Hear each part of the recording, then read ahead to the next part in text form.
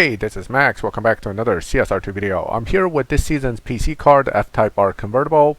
I'm going to give you guys my setup for this, but at the same time, I'm going to talk to you guys about building optimization of vehicles for live racing versus tuning. A lot of people talk about tuning in this game. In fact, part of the reason I made this video is because today during Danny Lighting's live stream, I mentioned that the Type R Convertible is a good live racer, and then people immediately said, hey, Max, give me a tune on this. Well, let me tell you something. It's not a tune that I'm really giving you, but rather a build. And that's the concept I'm trying to get across to people nowadays, so they fully understand what we're talking about when we're talking about live racing and having a car ready for live racing and how it's set up. So the way live racing works is that you have lobbies, and the lobbies are basically determined by your dyno. However, you can put a car into a particular dyno range at a very different level of upgrades, and they all end up at the same dyno. So how would matchmaking calculate, and would it favor one type over another? What we found is that a optimized build will always lobby better than a build utilizing parts that does not optimize performance. What do I mean by that? So let's take a look at the parts we selected for this car. I did stage 6 trans, stage 3 tire, stage 2 nitrous, and stage 4 intake. Part of the reason I did intake is because surprisingly intake, while stage 6 doesn't do much, the lower stages seem to give a decent jump in Evo without a decent jump in performance points. What that does is it gives you good performance for the upgrade because it carries a lot of fusions in each level of upgrade until the end, and then it only gets 2 fusions, which doesn't do much. Versus, say, transmission, which is both a very strong stage 6 carrying lots of fusions, and the lower stages being pretty good as well. So transmission's like a top part for this car. What about body? Well, body is strong, but body and engine and turbo oftentimes bump up your performance point a lot more. What we're shooting for is kind of a comparative performance in a particular bracket range of both performance point, dyno, and evo points.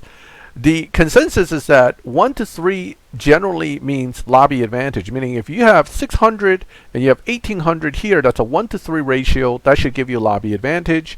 Anything less, like this, will marginally give you lobby advantage in certain circumstances.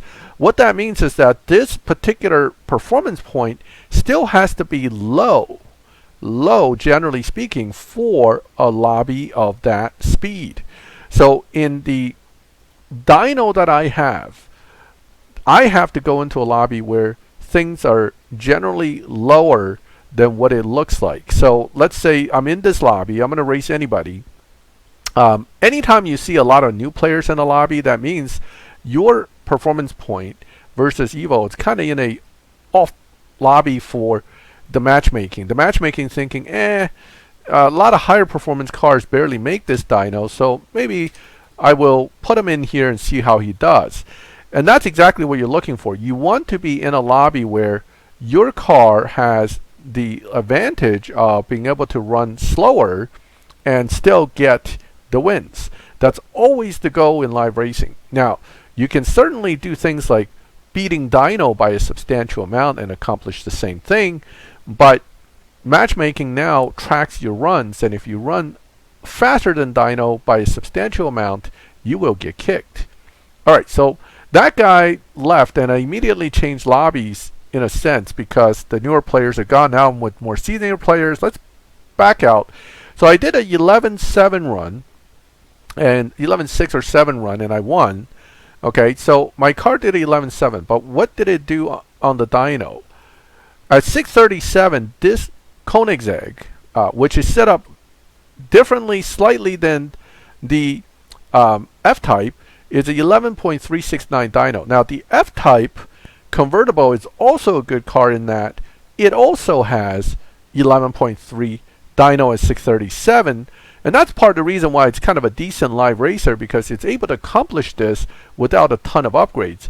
Unfortunately for cars like this is, as you put more upgrades in, this curve of high performance without as much upgrade start to go down, and it becomes less and less performance upgrade per performance point upgrade, meaning the dyno doesn't get as much improved per extra point that you're putting on the car, and therefore it becomes less and less competitive. Notice I ended up in the same lobby as, because that car was in here, I ended up in the same lobby as that Koenigsegg, which theoretically the Koenigsegg is faster, right? It's a little bit quicker on the dyno, but in actual reality of competition, the Jaguar may actually come out on top because it's easier to drive. So there's another factor you always want to consider for picking a live racer. You got to be able to drive it.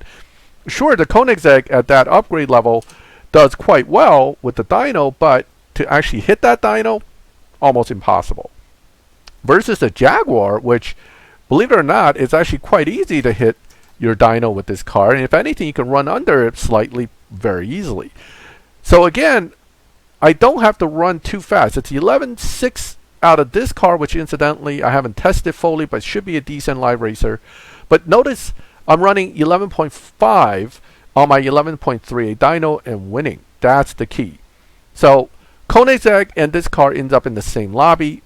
Parts optimization. What if I don't use the same parts? I don't optimize. I try to do the standard, let's just reach 637 with some low stage upgrades. Well, let me show you what happens when you don't optimize the parts. One is, let's say you don't have stage 6 trans. Boom. Drops a few points, but you drop a lot of performance. Oh, no problem. Let's make up for that performance with a little bit of body.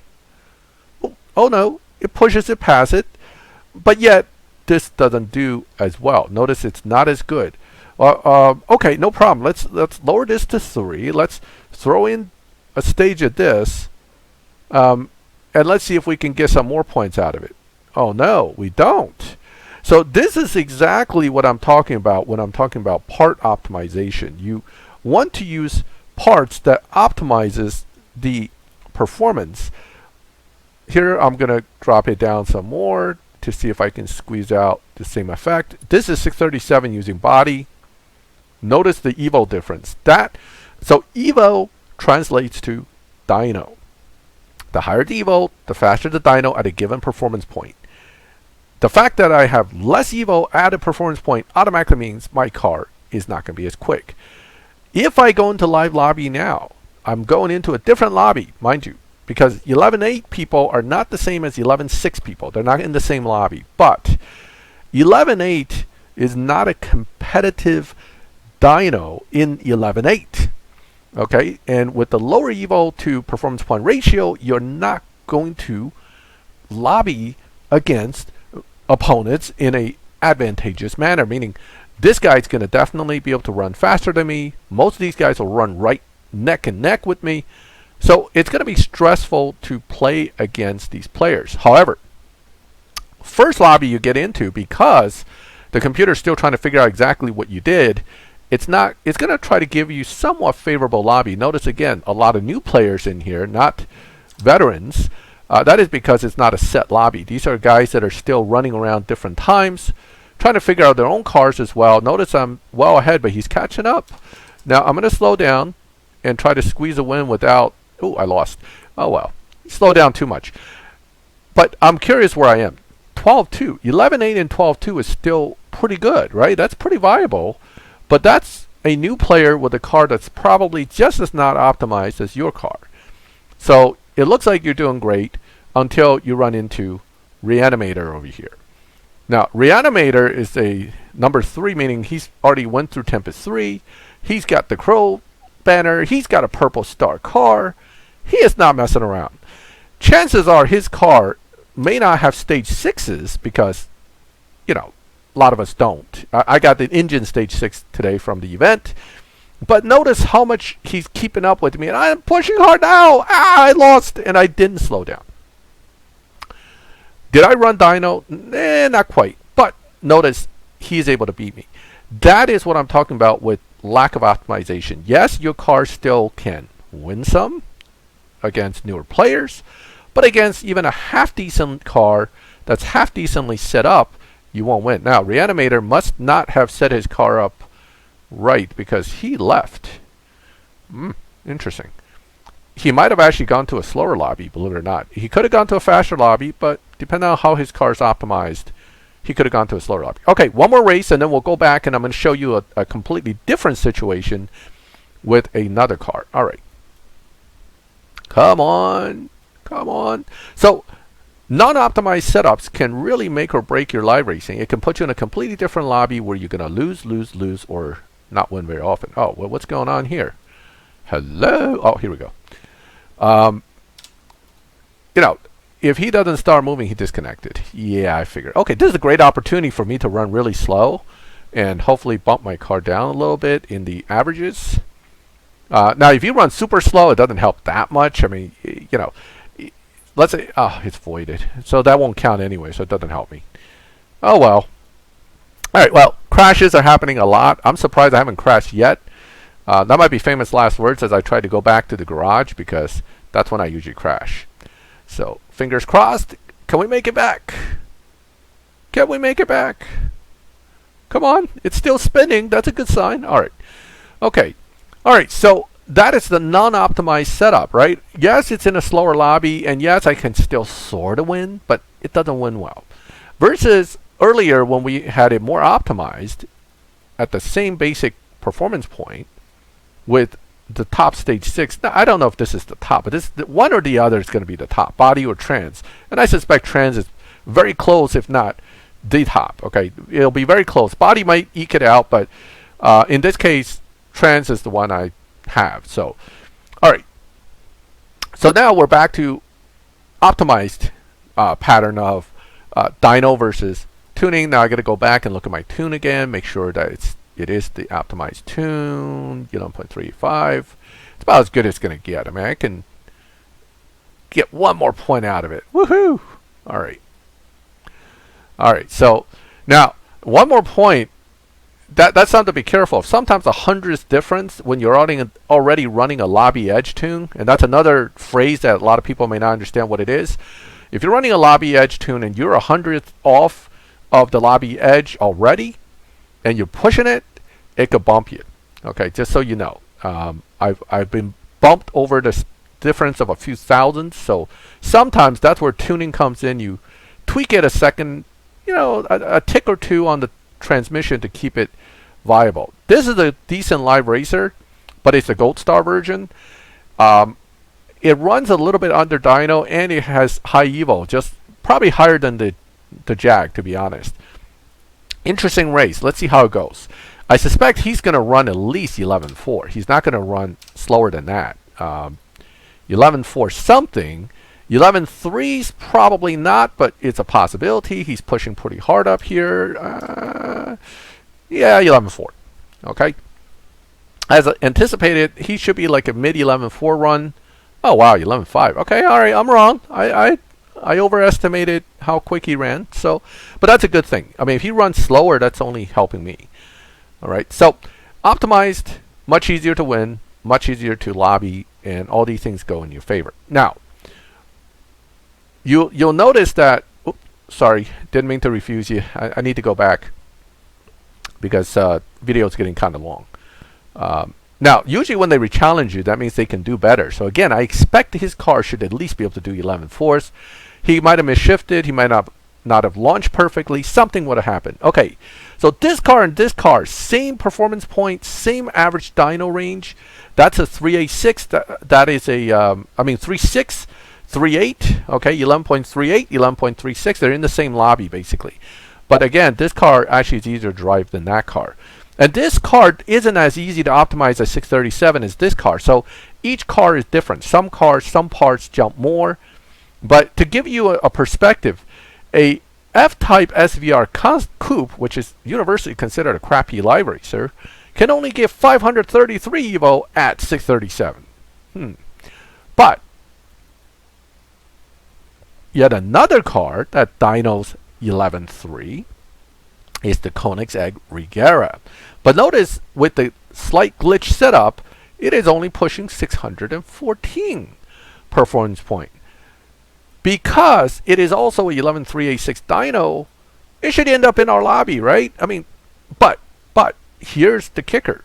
Because of its substantially lower performance point, the computer doesn't expect it to be capable of 11.3, and despite my 11.3, I am likely to end up in a different lobby. It won't be the one with that G-Wagon. It'll be this guy, these lobby.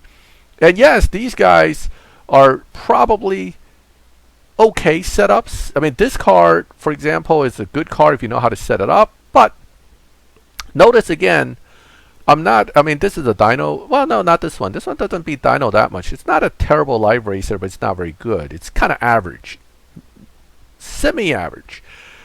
But this car is a good gauge. Oh, so he's down-tuned. So he's going to try. All right, let's do it. So anytime they bet you 200K with a Mercedes, a Chevy, or, you know, the Porsche 992, that means they're probably set up to beat dyno, and therefore they're pretty confident they got you, which is fine. Okay, let's see what he runs, but I am going to push him as hard as I can, obviously. So he's way up there, going very fast. Okay, now what he just did is he ran it all out with that car, 10.9 in a what is actually 11.6 lobby, 11.6, 11.5 lobby.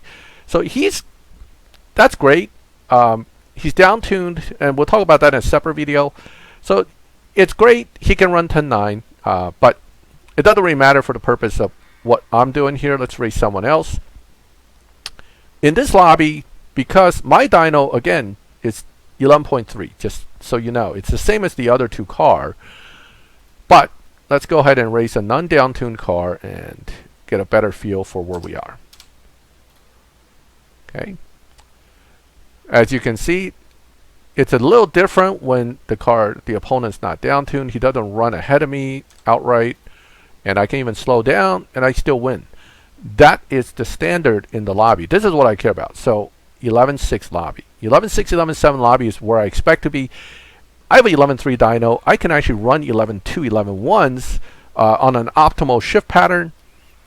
But am I going to beat this guy with his 10.9? No. Is he going to be able to stay here long term? Probably not. Okay, I could probably race him 2 or 3 more times, pushing him at 10.9s, and he will end up leaving the lobby. But is it worth my 600,000, 800,000 credit to do that? No. Can I do the same thing? Yes. Do I need money? Obviously not. So that's why I don't do it. If you race enough, this shouldn't be much of an issue. But you know, if you're always spending everything and you're short on money, sure. It is a strategy. There's nothing wrong with it. For example, this car back here can do that same strategy for down tuning. Although I wouldn't necessarily like it in live, but it can be dyno quite a bit. Okay, now before we get too off track here, let's go back to the Jaguar. So what I've explained to you is that optimization of a build is the key to success in live, within reason. The lower the performance point within a dyno bracket, the more likely your car will have what they call lobby advantage. Instead of facing people that is lobbied like you, you'll face people that are much slower than you. This determines the optimization, right? So at a given performance point, you want the highest evo possible, full fusion, part selection. Part selection drives the evo points. So optimizing part selection is key. How do you get that? Trial and error, unfortunately. For the most part, you got to play around. But there are other factors to consider. Let's say your car dyno's a bit slower, but with the specific part optimization, you're able to beat dyno 2/10 versus optimized evo, and you can't beat dyno at all. There might be a value in the ability to beat dyno somewhat. The Z06 Corvette comes into mind when it comes to that kind of setups. Same thing with the Bugatti Maestro. So there are definitely different ways to do things. You can accomplish basically the same goal through different optimization of parts. And optimization of parts also goes to the level of gains per upgrade. And that really is important because for a lot of these cars, This jumps up a lot quicker than that. For example, even if I put this to stage 5, that jumps to 652, and this only jumps to 1871. Now, if you're looking at the difference in performance point, okay, we're talking quite a lot of performance point for measly less than 100 evo difference. That's not a good ratio. Your ratio just went from okay to eh. So that's why lower performance high evo cars tend to be low upgrade cars. They tend to optimize better. What makes a car super good versus a car that's only so-so? This is solid B in my opinion when it comes to a live racer. Okay, it's okay up to about 10.7. It could probably still be pretty viable, but anything faster than that, it doesn't have the ratio necessary to really shine. Anything slower though, it also doesn't do well because the tier 4s dominate the lower performance point ranges for easier setups. So you have to understand that this car only shines really in, say, 11 to 12.7 range. It's its best lobbies. Anything slower, it's probably not going to do well. Anything faster, definitely won't do well. But in these lobbies, it is viable and it is usable. So final review real quick of the car, and then hopefully my explanation of build versus tuning will sink in. And if you have any questions, feel free to ask. 4236. Okay, and the tune again puts you at a 11.385 dyno. Fully optimized run, you should do 11.36 in a run. Maybe even better if you're really good at shifting. So 2.83, 1.5, 0, 100. I hope you liked that video. I hope this car setup will help you win. Don't forget, when you first get in lobby, don't run it all out. Just take it easy and do your best. But don't worry about losing 1 or 2 in the beginning. Set the car, and then you'll be pretty stable from there on. And good luck this season with Prestige Cup. You know, this car certainly probably will need to run, I would say, with enough upgrades. You're probably going to have to run like 10.298 for the Prestige Cup. That's my estimate. Anyway, if you liked the video, leave a like. If you like my channel and like this kind of videos, subscribe, hit the bell, and you get notified when I put up new videos. And as always, thank you for watching my videos. I'll catch you next time.